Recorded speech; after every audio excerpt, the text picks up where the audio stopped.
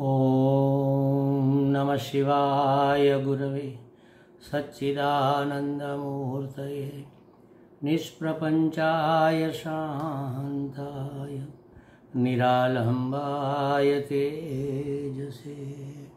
हरिओम प्रभु जी। आज के इस अध्यात्म परिषद में आप सबका स्वागत है।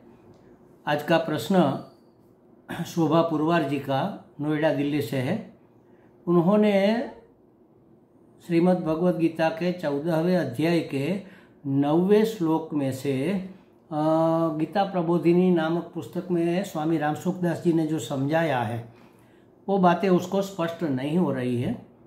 तो उसने पूछा है कि ये अर्थ समझ में नहीं आ रहा। देखो, मूल श्लोक क्या है, उसका शब्दार्थ क्या है और व्याख्या में स्वामी जी ने क्या कहा है, इसको जरा समझ लेते हैं। सत्वं सुखे संजयति रजः कर्मणि भारत ज्ञानमावृत्य तु तमः प्रमादे संजयत्युत।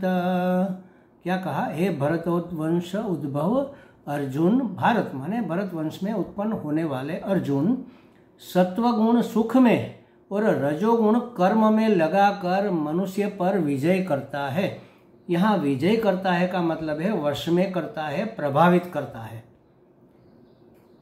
हमारे ऊपर कोई विजय प्राप्त कर ले तो क्या होगा? हम उसके वश में हो जाएंगे, हम उनसे प्रभावित रहेंगे।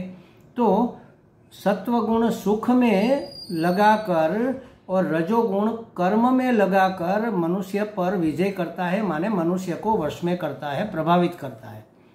परंतु तमोगुण ज्ञान को ढक कर एवं प्रमाद में लगाकर मनुष्य को वश में करता है, विजय करता है। क्या करता है तमोगुण? ज्ञान को ढक देता है, आवृत कर देता है। और प्रमाद, आलस्य, प्रमाद माने जो करना है वो न करे और न करना है वह करे, इसका नाम है प्रमाद। दूसरा करे, इसका नाम है प्रमाद। जैसे हम कॉलेज में थे तो प्रोफेसर पढ़ाते थे और हमें ड्राइंग का शौक था, तो हम तो रनिंग नोट लिखते थे, लेकिन नोट के पीछे से तो सब बस चित्र बनाते रहते थे और प्रोफेसर बोलते रहते, हम चित्र बनाते रहे। प्रोफेसर को लगता था कि हम तो नोट बना रहे हैं, लेकिन हम बना रहे थे चित्र। तो ये प्रमाद हो गया। तो कहते हैं कि प्रमाद में लगाकर और ज्ञान को ढक कर तमोगुण हमें प्रभावित करता है, हमें वश में करता है, हम पर विजय करता है। अब इसकी व्याख्या में क्या कहा देखो। सत्वगुण केवल सुख होने पर विजय नहीं करता। आगे कहा ना, सत्वगुण सुख में लगाकर विजय करता है, सिर्फ सुख में लगाकर नहीं करता, प्रत्युत सुख का संग होने पर विजय करता है। सुख में लग जाने से हम उससे प्रभावित नहीं हो जाते, उसके वश में नहीं हो जाते, बल्कि सुख की आसक्ति, संग का मतलब है आसक्ति, सुख की जब आसक्ति हो जाती है तब हम सत्वगुण से बंध गए। सुख चाहिए, ऐसा सुख चाहिए, वैसा सुख। कोई हमें सम्मान दे तो सम्मान की आसक्ति हो गई, हमें सुविधा मिली तो सुविधा की आसक्ति हो गई। कंफर्ट जोन से बाहर मनुष्य निकलना चाहता ही नहीं, ये बंधन हो गया। अगर कहीं कंफर्ट डिस्टर्ब हो गया तो मनुष्य परेशान हो जाता है। तो ये परवस्था हो गई ना, सुख की, सुविधा की परवस्था हो गई। तो कहते हैं कि सुख का संग होने पर सुख हमारे पर विजय करता है, माने हमें वश में करता है। और रजोगुण में क्या होता है? रजोगुण का भी संग होने पर, रजोगुण माने प्रवृत्ति, रजोगुण का लक्षण है प्रवृत्ति। तो प्रवृत्ति करने से कोई बंधन नहीं होता, लेकिन किए बगैर रह नहीं पाते। वर्कोहोलिक हम इतने हो, किए बगैर रह नहीं पाते हैं। करने में हमारी इतनी आसक्ति है कि कुछ किए बगैर 5 मिनट अगर बैठना है तो हम नहीं बैठ सकते। पाँव हिलाएंगे, सर खुजलाएंगे, इधर उधर देखेंगे, ऊपर नीचे झाकेंगे, कुछ ना कुछ करते, बैठे बैठे कारपेट के रेसे खींचते रहेंगे। लॉन में बैठे हैं तो वो छोटे छोटे घास के पत्ते तोड़ते रहेंगे, कुछ ना कुछ करते रहेंगे। कुछ किए बगैर रह नहीं सकते, और कुछ नहीं करते तो मन में ही करते। मन से कहाँ कहाँ पहुँच जाते हैं और किस किस से भिड़ जाते हैं, मिल जाते हैं, कुछ ना कुछ करते रहते हैं। तो कुछ किए बगैर हम रह नहीं पाते, ये है कर्म की आसक्ति।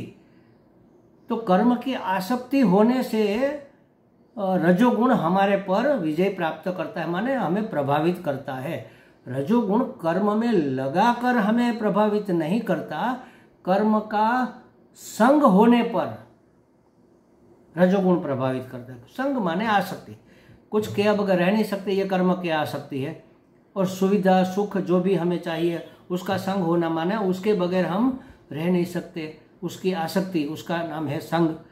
ये दोनों ऐसे काम करते हैं। सत्व गुण हमें सुख में लगाकर नहीं, सुख में लगाकर माने सुख का संग कराकर हमें बांध, सुख का जब संग हो जाए, सुख की आसक्ति हो जाए, सुविधा कंफर्ट की आसक्ति हो जाए। एक बार हमने भोजन में एक व्यंजन किसी ने खिलाया, हमें बहुत अच्छा लगा। तो जैसे ये तो कहने की बात है, हमारे मुंह से एक बार निकल गया कि भाई हाँ ये अंगूर रबड़ी बहुत अच्छी है, हमें बहुत पसंद आती है अंगूर रबड़ी, यहाँ पर गुजरात में बनती है, दूध की मिठाई है, बंगाली मिठाई। तो हमारे जो दो तीन शिष्य है उसको पता चला, तो जब भी हमारा उसके यहाँ भोजन होता है तो अंगूर रबड़ी अवश्य होती है।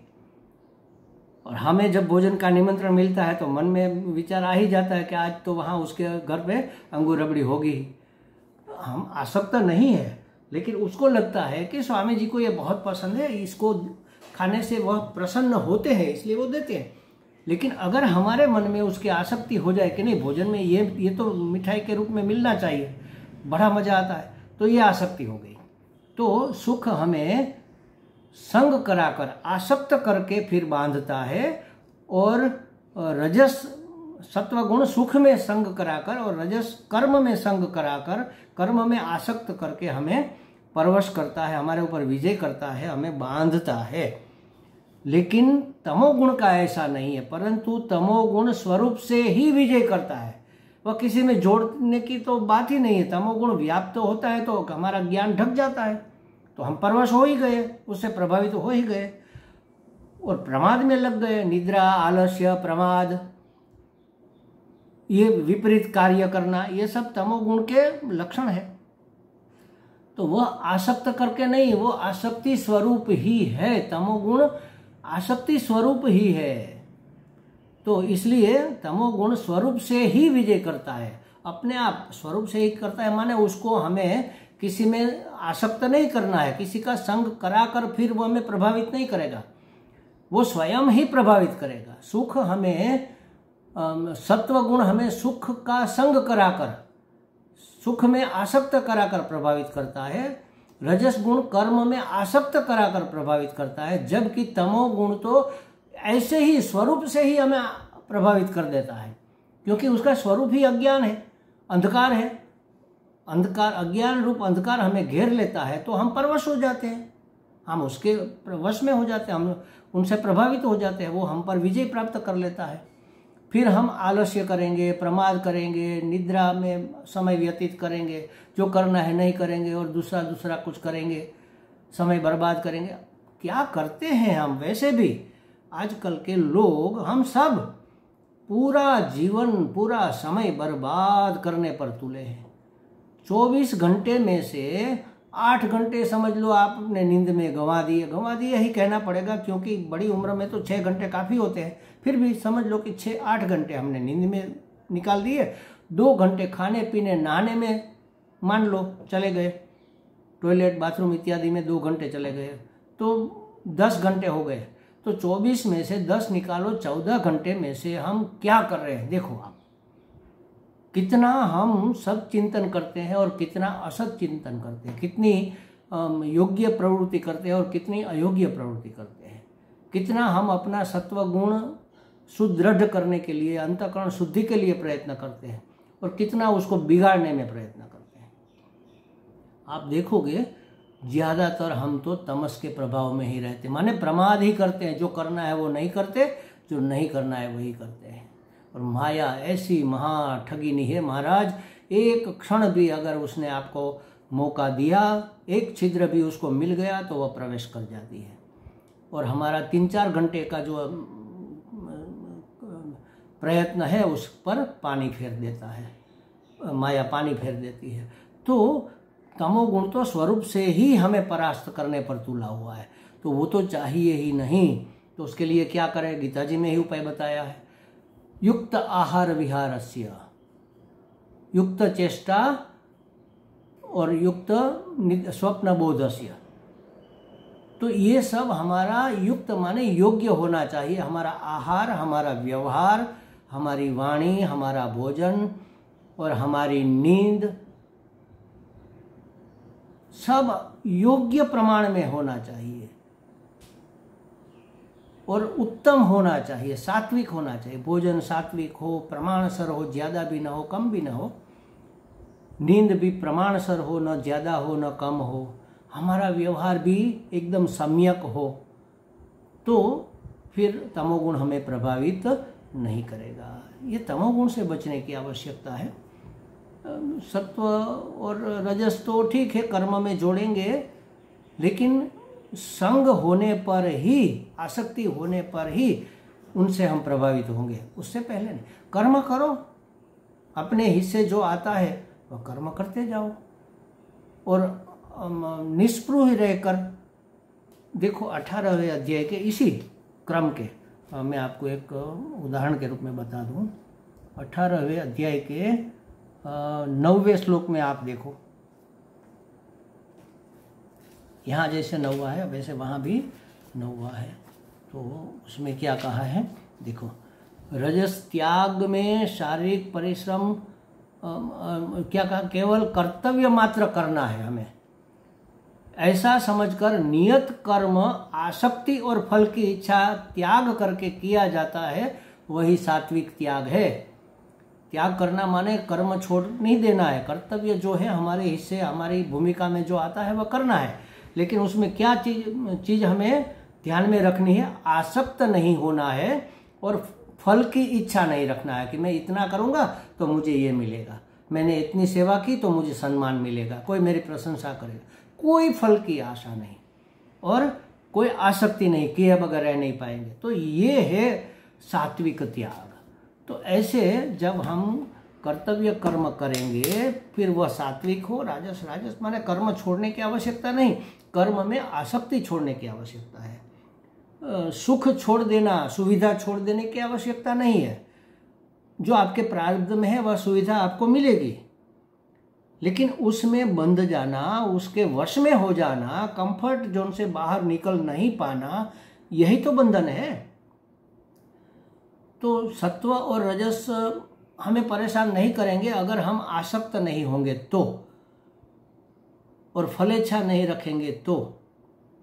लेकिन तमस आते ही हमें वश में कर लेगा, प्रभावित कर लेगा, हमें विजय कर लेगा, माने हमें पराजित कर देगा, वो विजयी हो जाएगा, हम प्रभावित हो जाएंगे, उसके वश में हो जाएंगे। तो तमस से हमें बचना है, तमस का निरादर करना है, उसका आदर नहीं करना है, तमस का निराकरण करना है। अगर तमस आ भी जाए, आएगा थोड़ा बहुत तो आएगा, वरना तो हम स्थिर कैसे रह सकेंगे। हमारा स्थैर्य, हम एक जगह बैठ सकते हैं, इसका अर्थ है तमस है। तो जो उपयोगी तमस है उसका स्वीकार करना है, लेकिन बैठे हैं तो बस बैठे ही रहेंगे, तो ये उसमें बैठने में आसक्त हो गए।